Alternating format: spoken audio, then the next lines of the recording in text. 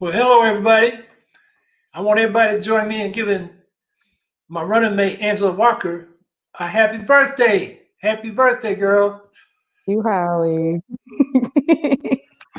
I For got I got to convey it from my local, just had a steering committee meeting. So they all say happy birthday. And, there's another birthday we just celebrated, Martin Luther King.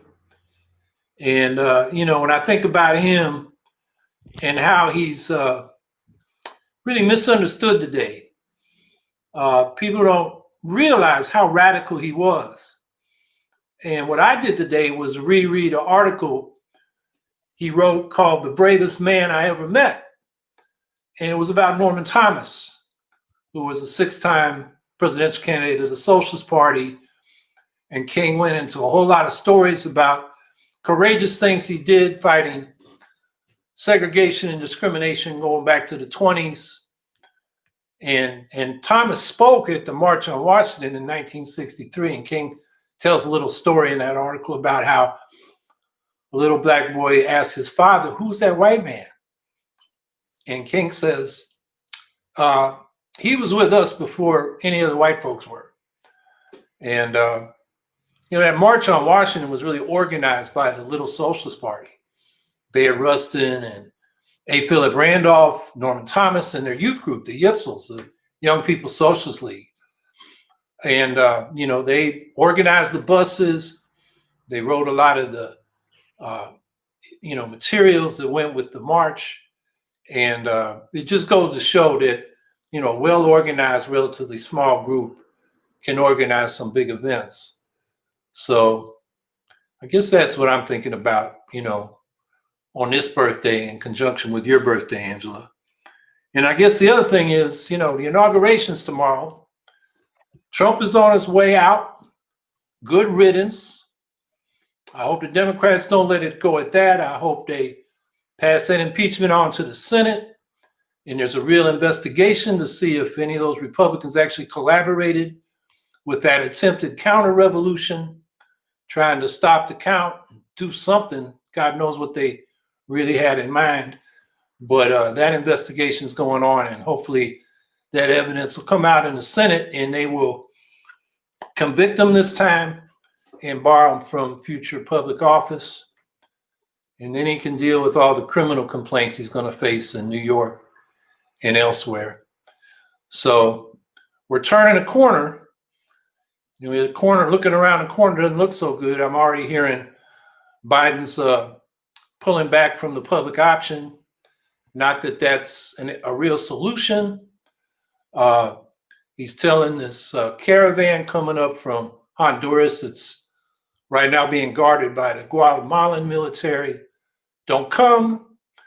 That's what Trump was saying. He's not, making it like a big invasion. But one of the things we're hearing is, the Biden administration is not going to move too fast on the people that have been barred from coming in, which they have a right to do, to ask for asylum or immigration.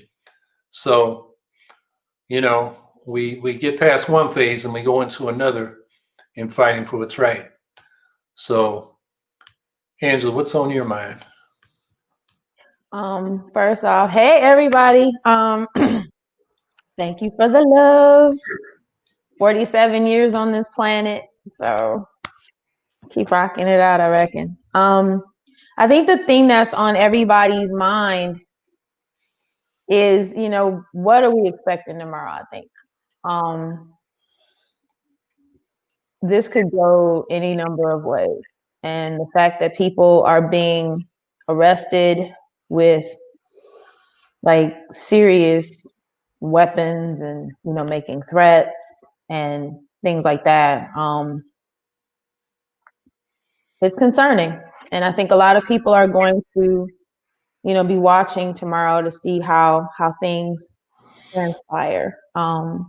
So I think that's the biggest thing on other folks' mind, and the fact that the individual who is currently occupying the White House for a very short time left now is not handling this gracefully at all.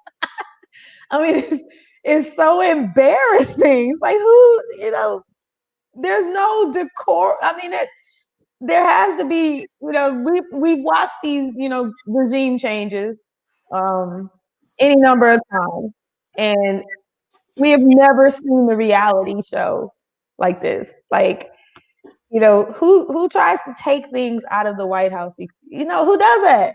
It's just, I think even more than anything else, maybe there's danger hovering, but this is also extremely tacky. We've never seen anything this tacky. So that's pretty much where I am. Like, tomorrow's going to be, this could go any number of ways. And, I respect the fact that there's a lot of people out here who want to be celebrating working class and cash poor folks in this country. We didn't win anything in this election. So there's that.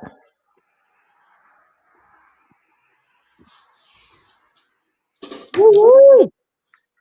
Luis Figueroa. Hey, Joe Biden is fulfilling his promise, but to his for-profit healthcare industry donors, though. Yes, the article I read was the industry sent him a memo saying they don't want the public option. And apparently Biden is listening. So he did put public option in his platform. That came out of the Sanders Biden, unity task force. But, we've been here before. Obama promised the public option. And there are other things on Biden's agenda, like this PRO Act, which is a labor law reform bill that really would be significant if it passed. And I'm very curious to see if that doesn't get set aside or they actually follow through on it. I guess the top two priorities are the COVID relief package and immigration reform, which is it's going to be better than what Trump was doing, but it's not near what's needed for justice. So those seem to be the first two legislative priorities. And man, do we need a lot of legislation, like on the climate and on inequality. So, we'll monitor what goes on and we'll be talking about it. Hey, Mikey Ross. And this one's for you too, Howie. At Howie Hawkins, how do you feel about Biden's, and I just saw this in the chat too, how do you feel about Biden's economic plan? It seems like a step in the right direction, but I'm curious as to your take. Well, it's still taking shape. Now, the COVID relief bill has some things that are needed, maybe not to the degree they're needed. There's a one-time, I guess it's now $1,400 on top of the $600 we've already been promised, which is $2,000 one time. I mean, we've been calling for $2,000 a month for the duration of the crisis because so many people are not working, they've lost their jobs, they're facing eviction or foreclosure, they've lost health care. There should be emergency Medicare for all for the duration of the crisis, so people's health care needs can be met.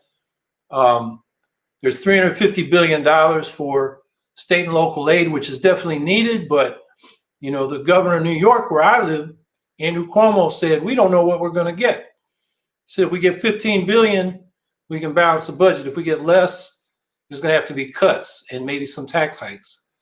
So I think the plan is still taking shape, and there's some progressives among the economic advisors, but I think the deficit hawks may have the upper hand.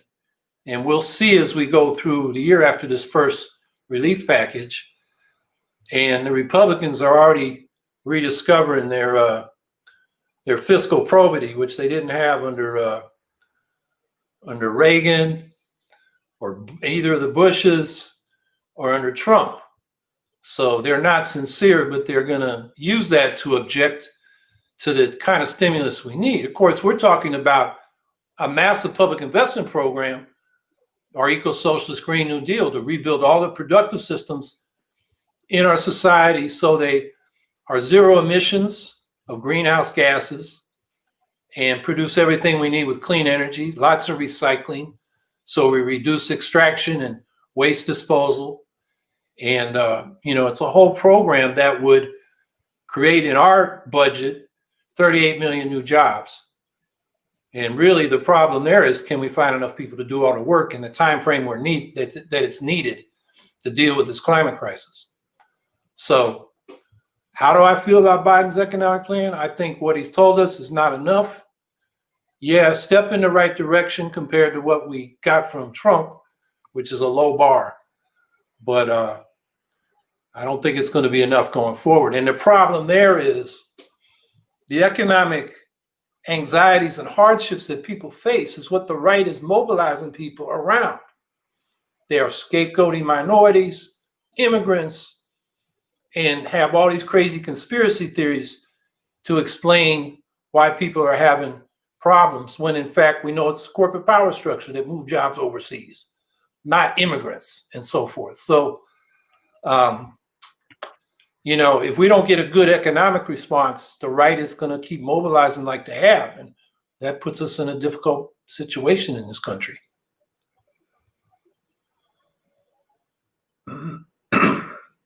Casadilla, comments on the media's focus on sedition, treason, and insurrection, with zero mention of the real problem, which is a highly mobilized and violent fascist movement. I'm not sure what the difference is. I mean, it was that highly mobilized and organized, fascist organizations that were the core of that effort in the Capitol. And the question about sedition, treason, and insurrection, were some of the Republicans in the House complicit? We know Trump and Giuliani and people like that were, and that Mo, whatever his name is, from Alabama, and speeches they gave at the rally before the occupation. But, there's allegations that they brought in some of these people that caused the mayhem on January 6th. They brought them into the Capitol on January 5th and showed them where things were so they could disrupt. So I don't know if there's the media's focus on using those terms is really that different from the core groups that really had a plan to disrupt the count of the Electoral College, the certification of the Electoral College vote. Robin, hey boo, where do you feel as Greens we should be heading politically? I think both parties are split in so many ways now. Good Lord. You want to start on that one, Angela? I'm trying to formulate my answer. It's been a long day. Well, okay, while you're formulating, I would say the Greens need to head to the grassroots and organize local groups and go out and do what they call deep canvassing year round. Talk to people, listen to what their concerns are, relate them to what our platform is, and reach out and build a mass base and start electing people locally, get a foothold in the political system. Both parties have factions, but at this point, take the Republicans, I think, there's some highly publicized people in the donor class and the corporate power structure who distanced themselves from Trump right after January 6th. National Association of Manufacturers, Chamber of Commerce, some big Wall Street firms. But I think that was for show because they like what they got from the Republicans. And then the base of the Republican Party, I mean, it depends on what poll you look at, but a high proportion of them believe the election was stolen. And they're very alienated from the whole political system. And that means the base of the Republican Party is still Trumpist. And that's a problem. I don't think they're actually going to split. And we always have a progressive wing in the Democratic Party, but they're always the junior partners. And I don't think they're going to split either. They won't split until the Green Party starts electing people to Congress. And then I think some of them will join us. So while both parties have their conflicts, the two-party system in this country has been around over 150 years. It serves the ruling class well because both parties agree on neoliberal capitalist policies, privatization, deregulation, and an imperialist foreign policy. And that's what the rich folks care about. And then they get us fighting over the cultural issues. And those are important issues, but that's not all the issues. And until we have a left that can address those issues as well as the class issues, we're stuck in this two-party system where, like Biden did, like Clinton did, the leadership, the corporate leadership of the Democratic Party, panders to their right to try to get some Republican votes and takes the left for granted, the progressives for granted. And so they chase the Republicans to the left. The lesser evil opens the door to the greater evil. And I think that's the dynamic we're still in. I don't think the conflicts we see now in the Democratic and Republican parties are going to change that.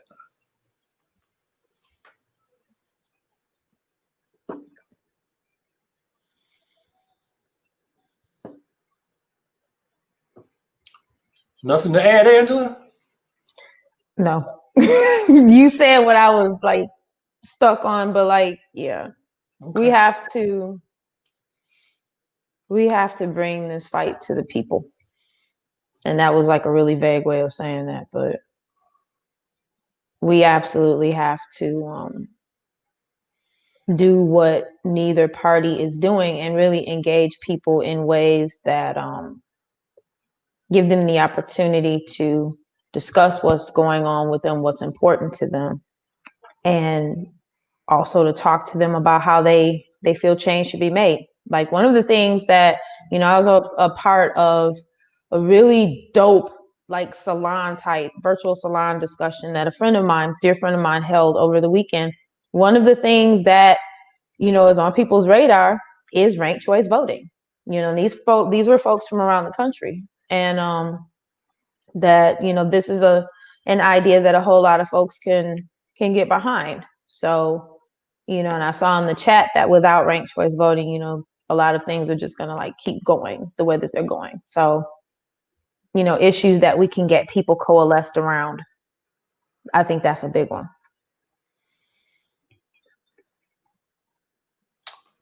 Robert Austin, I read somewhere that Bernie is proposing we get Medicare for all while we go through the pandemic temporarily.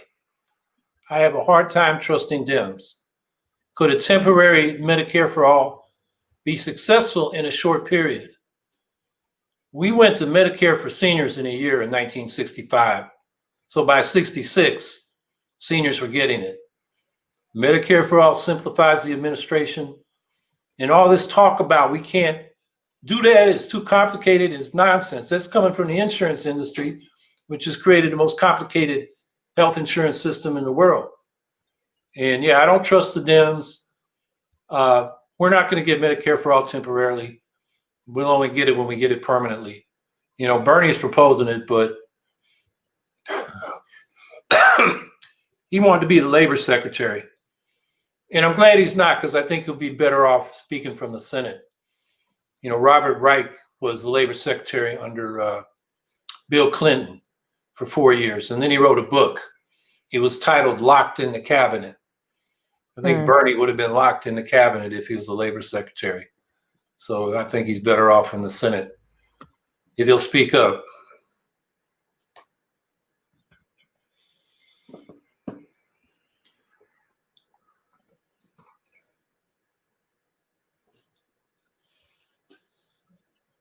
Hey, Same Varna. Howie Hawkins. Should the Democratic, I saw this in the chat, should the Democratic and Republican Party merge into one party?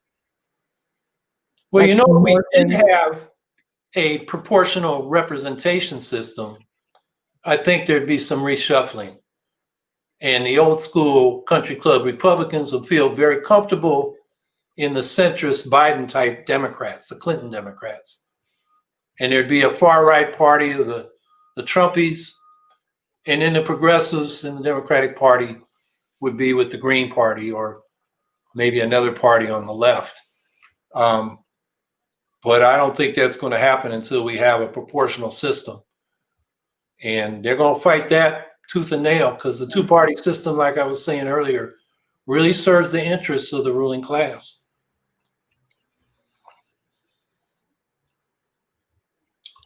Hey, Strong Flower.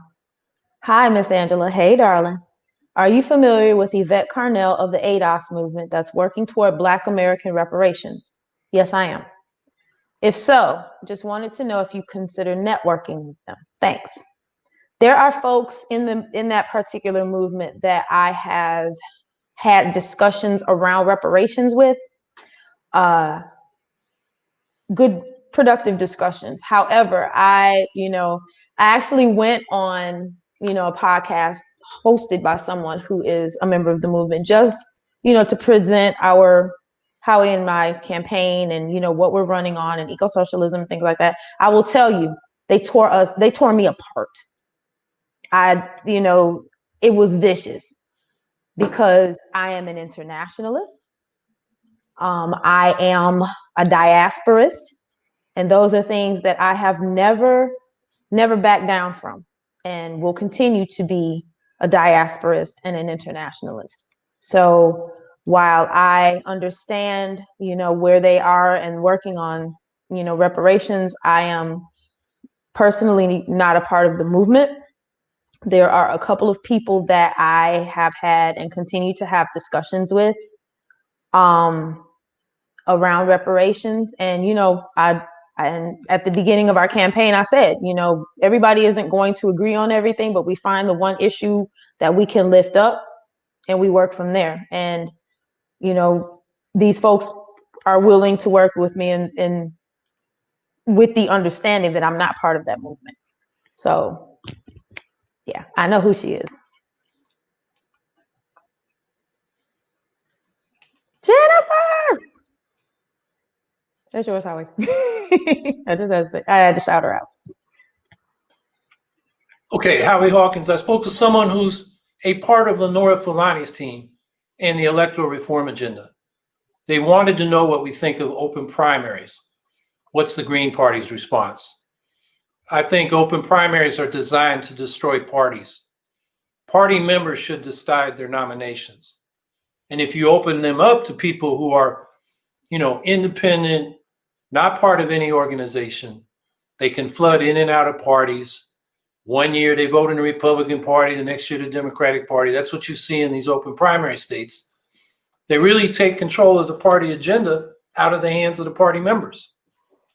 And there's a whole movement, and they call it top 2 or top 4, a jungle primary where all the parties are in one primary, and then the top 2 or the top 4 go on to the general election. And it makes it hard for upstart third parties like the Green parties to get all the way to the general election. So I'm for a lot of electoral reforms, but open primaries is not one of them. I think Green Party members should decide Green Party nominations.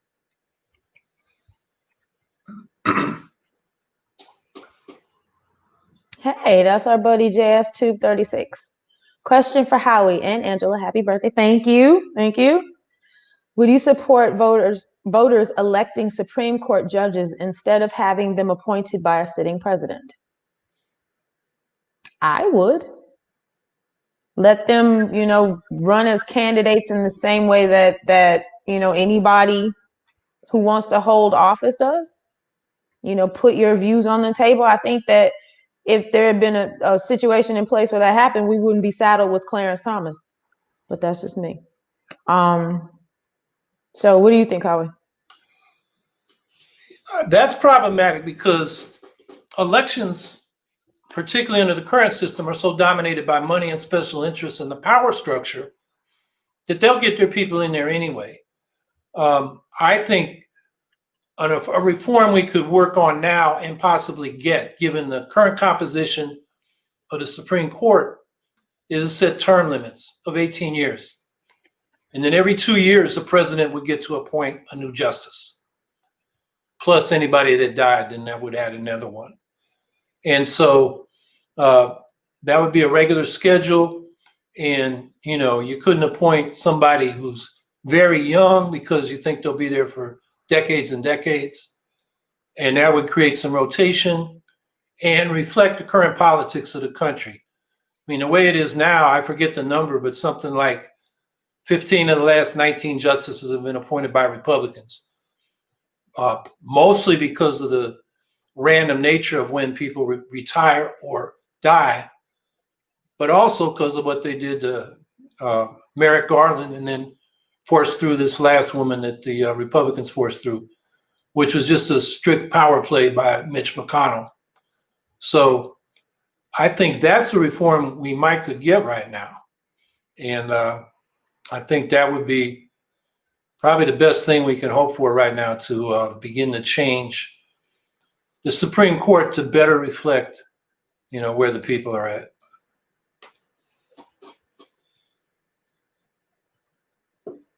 Kenneth Mejia.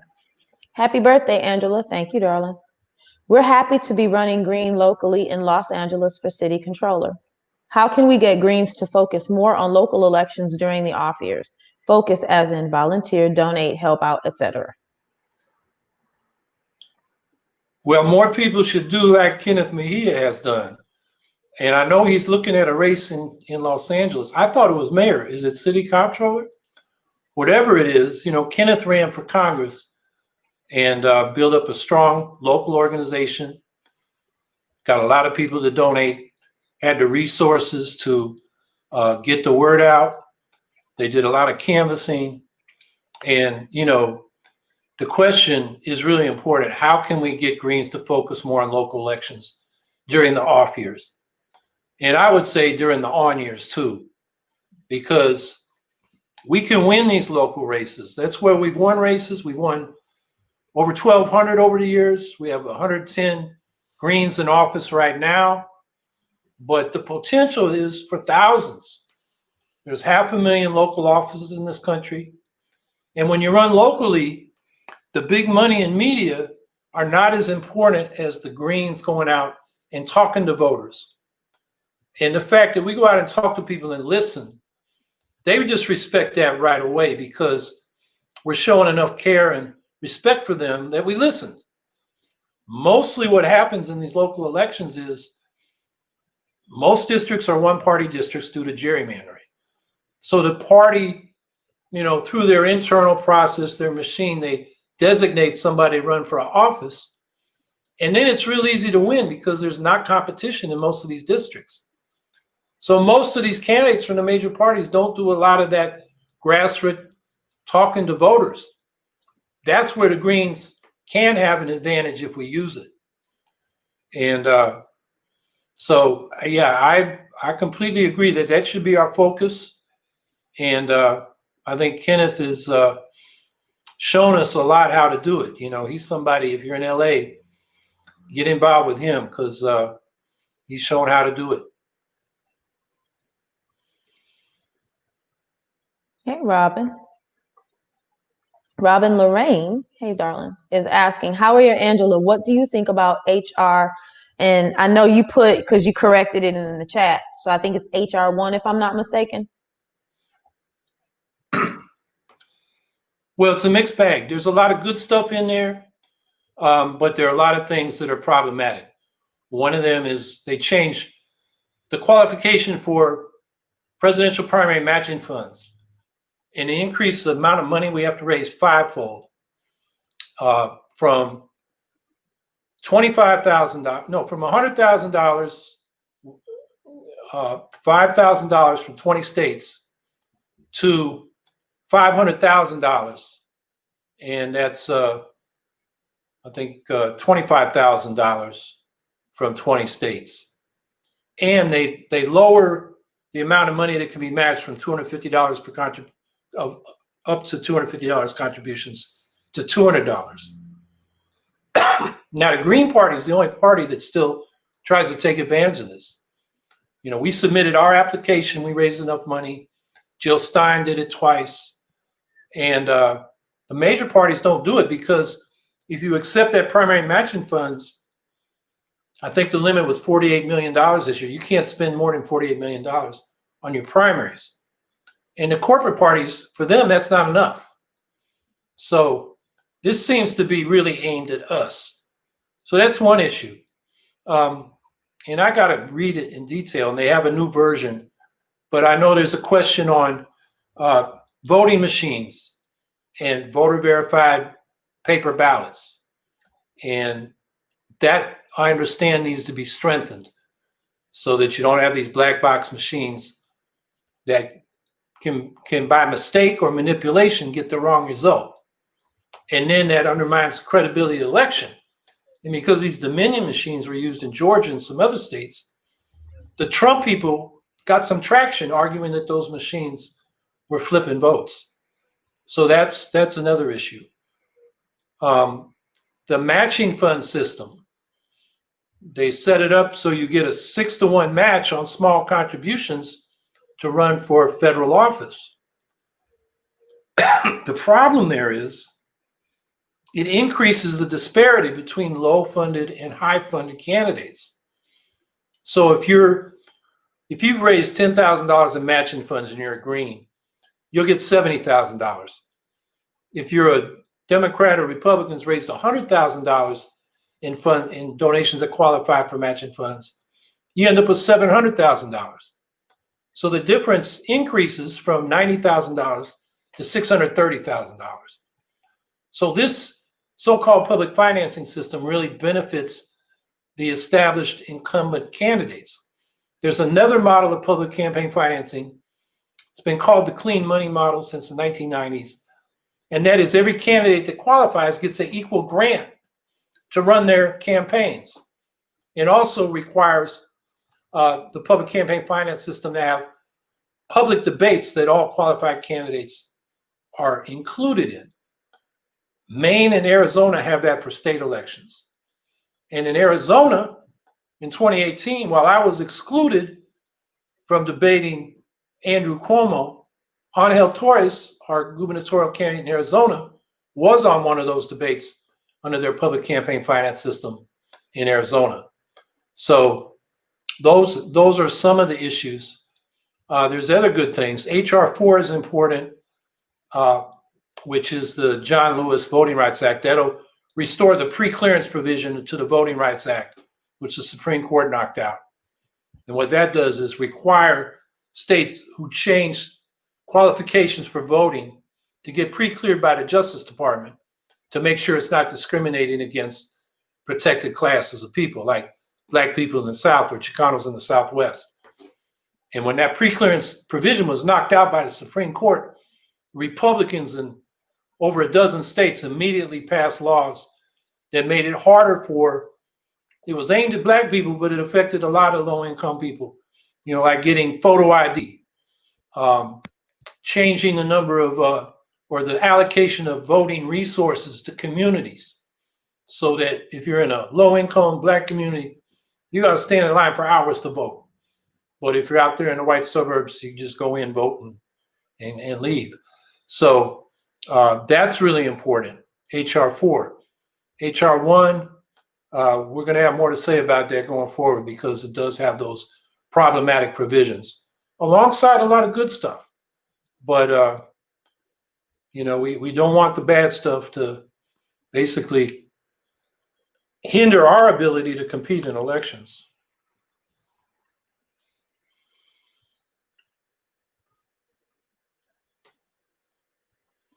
Hey, Ernest Pena. How you doing, darling? Happy birthday, Angela. Thank you, baby. If one of y'all were tapped to be in Biden's cabinet, I saw this in the chat, would you say yes? And which seat would you want to be tapped for?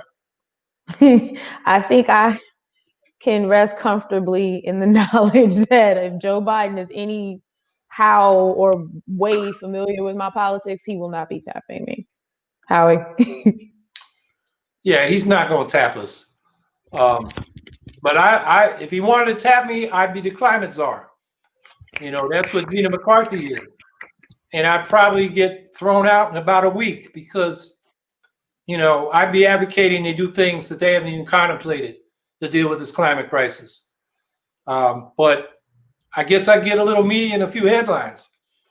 But, that's not going to happen. So, we got to figure out how to build the movement and fight the fights we can fight right now, like stopping these pipelines and fossil fuel infrastructure. We're going to get a victory with Keystone, but there's still Enbridge Line 5 and DAPL and that whole complex of pipes through Ohio and Pennsylvania for frack gas that are going to be shipped down to a petroplastics complex to produce plastics that are not biodegradable and just going to make the environmental crisis worse. That's the immediate stuff we can win. We've won a lot of these pipeline fights, and we need to keep fighting those, because that kind of circumscribes what the fossil fuel industry, particularly the natural gas industry, can do.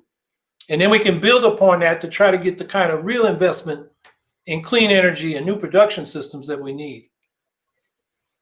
Rose said in the chat, she said, a week is optimistic, Howie. She gives you a day. Well, I think, yeah, they might lock me in the cabinet like I was talking about happened to Reich, you know, literally lock me in the cabinet so nobody can hear from me.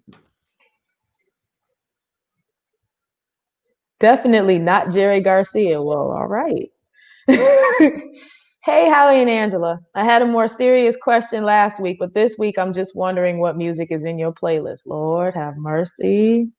And my homegirl just popped up in the chat, one of my besties, one of my A1s from day one, Anika Leonard. We can't talk about my playlist.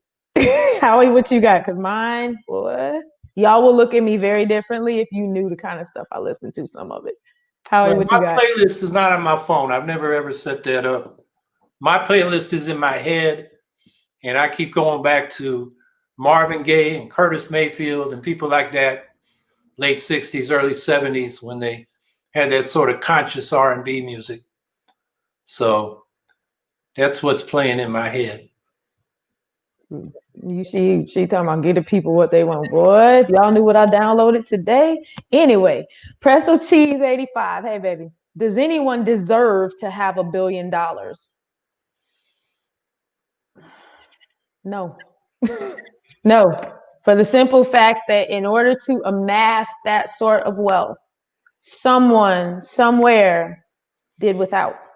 Someone was not paid a living wage. Someone was not, you know, you don't just make that kind of money because, hey, you're this great person. It doesn't work like that. So as far as I'm concerned, no, somebody lost out for you to have that kind of money. And it's excessive. Like, it's really, yeah, no. Howie? Yeah. Somebody, I think it was Balzac, said, all great fortunes originate in a great crime, something like that. The only way you get that rich is by taking money from other people. And under capitalism, workers get a fixed wage, and the owners get all the other value that the workers create. And nobody can work that hard or that well or that fast to get $1 billion. But if they weren't taking our money and becoming billionaires, then all of us would have more money. So I believe you should get the full fruit of your labor. That's what we talk about in a socialist economy, along with public provision of, you know, basic economic human rights. So if you don't have the income to get that, we make sure that you're covered.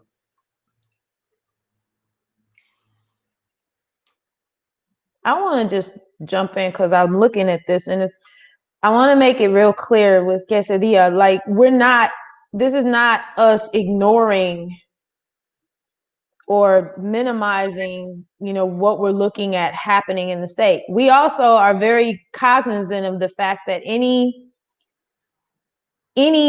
new repressive measures to address what happened in DC are going to fall disproportionately on Black, brown, and indigenous folks in this country. We're aware of that. So I need to address that. We're aware of that. Ooh, I saw this question. Justin Sace. First, I want to say happy birthday, Angela. Thank you. Happy birthday again, Angela. Would you two be open to platforming local candidates like Kenneth Mejia and chapters to showcase what they're up to as part of this weekly stream? Absolutely. We've done it in the past with local candidates, and, you know, we'd be happy to have Kenneth come on and talk about what he's doing. And also other local candidates that are running around the country as well. It's a discussion that we've been having going forward with these, so you won't just be listening to us.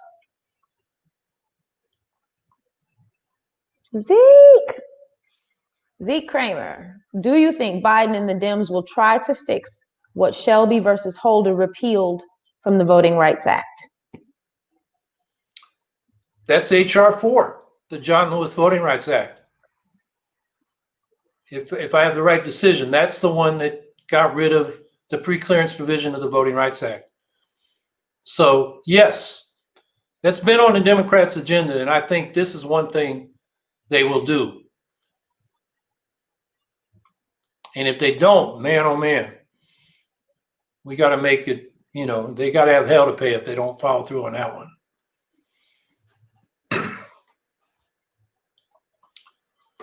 Russell Fedorka, what do you think of the idea of taxing stock profits to provide funds for worker co-ops? And happy birthday, Angela. Hey, sugar. Well, we do tax stock profits in the form of capital gains taxes when you take your capital gains. And corporations pay a tax that needs to be made more progressive. And I don't know if I'd want to dedicate those funds to worker co-ops. I'd want them to go to the general fund, and then I want a budget that funded a program of financial and technical assistance to set up worker co-ops, both new startups, help retiring owners sell their assets to their workers so they can get out of the business and have a retirement without having to sell to another capitalist. I think there's a lot of potential for that. They've done a lot of that in the Romana, Emiliana, forget my Italian, region of Italy, and in Kerala in India. And it's something that some cities have done a little bit of in this country, starting with Richmond, California, where a Green mayor, Gail McLaughlin, set up a fund for worker co-ops in Richmond, California. And that's been picked up by New York City and Rochester, New York, and probably some other cities. But those programs are really token compared to the need. So I would, like to see a federal program that was very serious, linked to public banks that could provide the financing. And those public banks would have technical assistance, like what used to be the House of People's Labor and the Mondragon Co-op Network in Spain. They basically did the business planning, and then they would hire the workers to operate the business according to the plan until they could run the business themselves. And then they would buy the assets from the bank.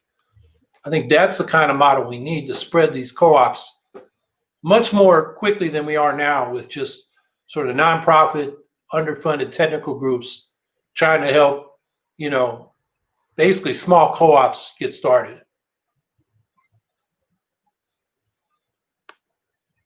Hey, Vladimir Lenin is among us tonight. How do we pull progressives from the DNC? And also, happy birthday, Angela. Thank you, boo. We get this a lot, too.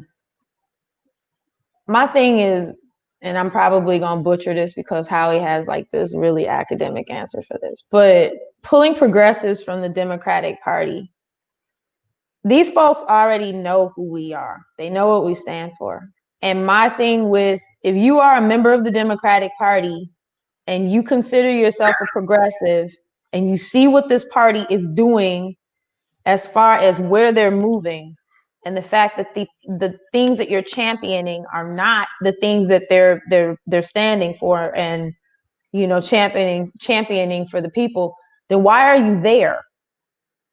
I mean, you're not going to change. And I think a lot of people just really get caught up on this idea that they're going to change the Democratic Party from the inside. And with all due respect to Senator Sanders, we're seeing that doesn't work. That, as Howie says all the time, you don't change the Democratic Party, the Democratic Party changes you. So as far as the Green Party or other third parties pulling progressives from the Democrats, like reaching in and scooping them out, no. These folks, if you are a true progressive and your voice is not being heard, or the policies that you stand for are not being respected by the party, you got to ask yourself, why are you there? Howie? Yeah, if you mean literally the DNC, the Democratic National Committee, there are not a lot of progressives there to begin with. There are a few. I'm thinking right now of Christine Pelosi, Nancy's daughter, who in June 2018 got a resolution passed by the Democratic National Committee that they wouldn't take PAC money from the fossil fuel industry. And I think that must have passed when people were tired and weren't paying that much attention. You know how sometimes in meetings, all the old business that's hanging around at the end of the meeting, people just vote yes to get out of the room. I think that's what happened, because in August, they went back and they said, wait a minute, no, we will take that money. And on top of that, we recommit to the all the above energy policy, gas, oil, nukes, as well as renewables, which is the disaster we had under Obama, where we became the world's #1 oil and gas producer. And so Christine, as far as I know, is still a member of the DNC, but she's not in charge. I don't think we'll get people like that out of the DNC until the Greens have a caucus in Congress and people see a place they can go to. I think now, if you're talking about how do we pull progressives from voting Democratic, grassroots Democrats that are progressive and are perennially disappointed, I think we do that by creating strong local parties where people see we're making a difference, we're electing people, and they see that we're a viable option. Angela said I'd be academic. I don't think you can write, I don't care how good an essay you write, what journal you get it published in, there's nothing as powerful as an example that people can latch on to. And I think that's what we got to demonstrate, that we can win starting at the local level and building a base, a political base, and a foothold in the political system that cannot be ignored. And then a lot of these progressives are going to have a dilemma. They're going to stick with Joe Biden, or are they coming with us? And I think at that point, a lot of them are going to come with us. When I said academic, just to clarify myself, I meant that you would speak to it with more fluidity than me, because I'm tripping over my tongue tonight. So.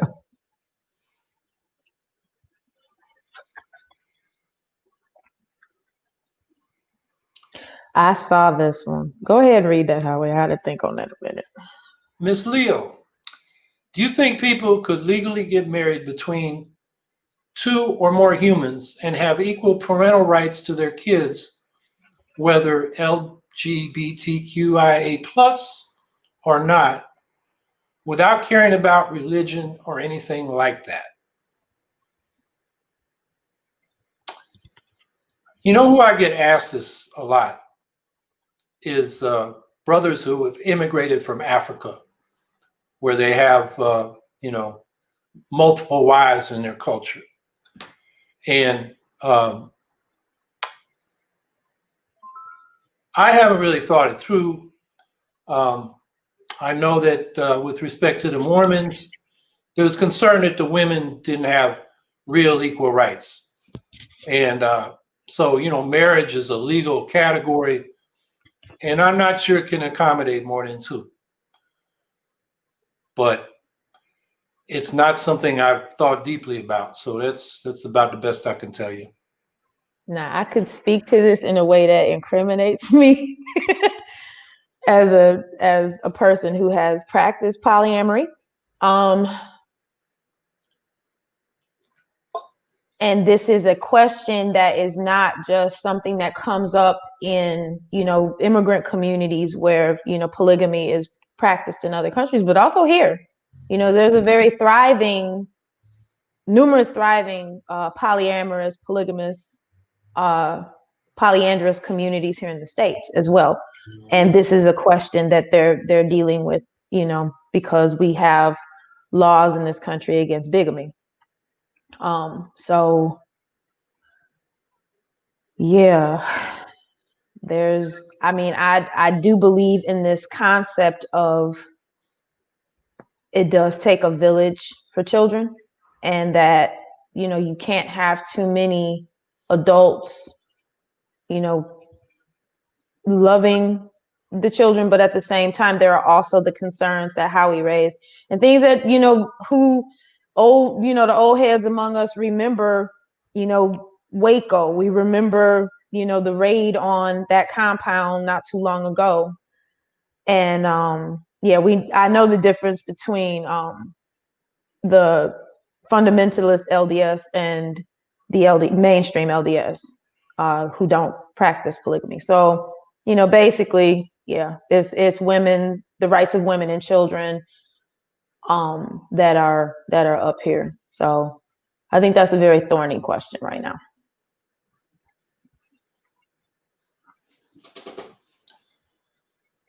Amadeo Ledesma. Do you think that Abby Hoffman's idea of the Woodstock Nation should be recovered? What is your opinion of the movements of the 60s, the hippie movement? Well, I was there. I was one of the politicos. I wasn't one of the hippies. And, you know, we liked it when they showed up for the demos, but a lot of times they didn't remember when the demo was. So I'm not sure how serious some of them were in terms of their political commitments. I think they contributed to opening up the country in terms of, you know, more freedom for people in terms of sexual relations and, you know, the way and a more tolerant approach to people that were different than them. That was a positive contribution. But the Woodstock Nation, I think they underestimated the degree of organization we need to change this system and how brutal the ruling class will be if we really begin to change things. I mean, what we saw by Trump was amateur, you know, on January 6th. A bunch of ragtag little militias. But I talked about this last week. If you look around the world where real fascist movements got violence, it was against, in the case of Italy and Indonesia and Chile, when a popular political movement began to win elections and get the majority. And the far right and the elites that backed them realized they couldn't win elections. So their response was to, you know, kill off the leadership in Italy and Chile and just kill off the whole movement in Indonesia.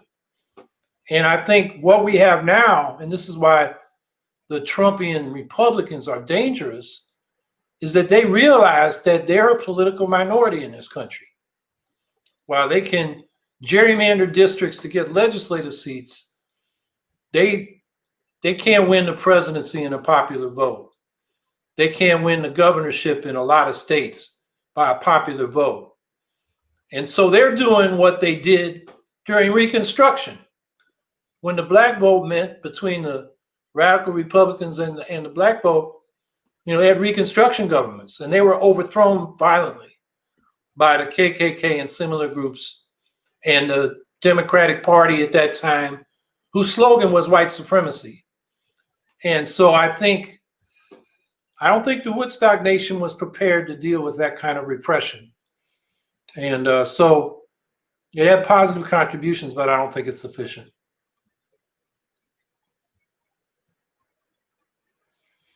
Hey, Cody Marsh. Thanks for the work you're doing. What do you think we can do about 100% ending felon disenfranchisement nationally, specifically when it comes to holding office? Well, I think we keep fighting for it. And one thing I'll give Bernie Sanders credit for is raising that question and not backing away. And that's a start, at least in the mainstream discussion. We have to realize that in Maine and Vermont, felons aren't disenfranchised, even while they're serving time. And it's not like Vermont and Maine are being run by the felons and, you know, they're not electing people. But, you know, if somebody commits a crime, part of the rehabilitation process and reintegration into society is to enable them to participate in the political process. So I think it makes a lot of sense, and we got to keep arguing for that. And we can do that state by state. So I think that's a good issue for us to work on.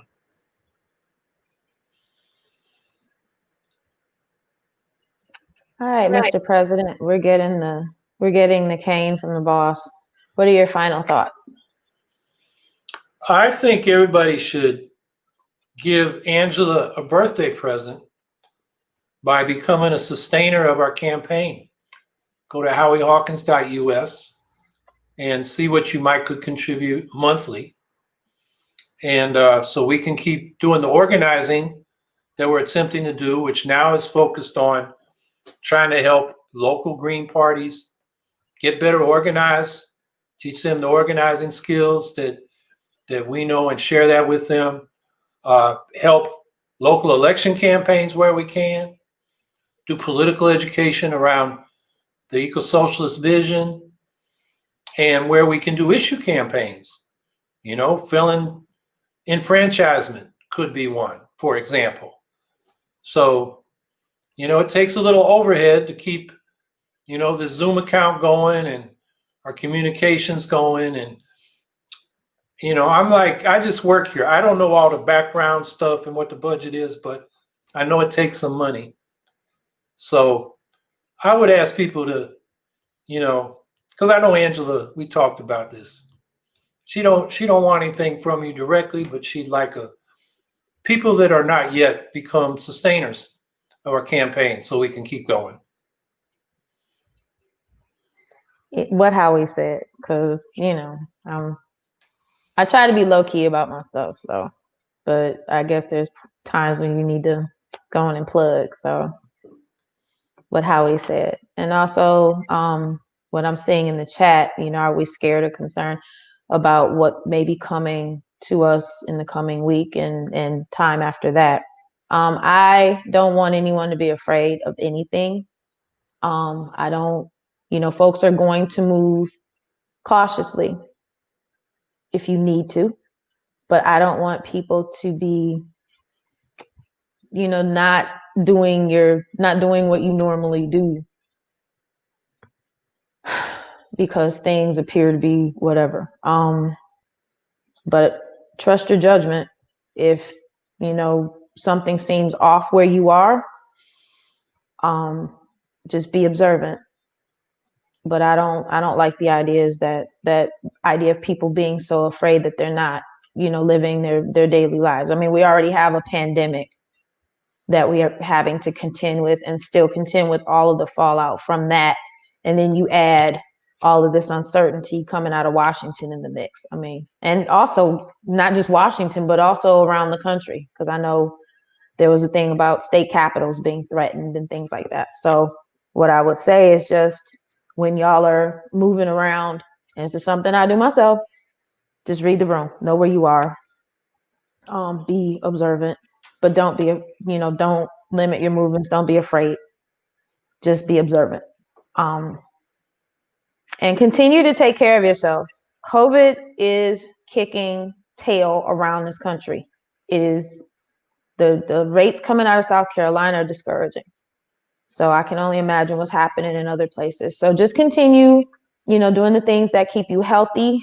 Tina, I want you to feel better. I know you're saying that your body is rebelling against you tonight. I want y'all to be mindful. You take care of yourselves.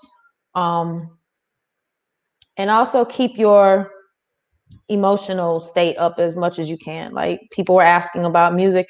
I'll give you one thing I downloaded today. The G-rated one.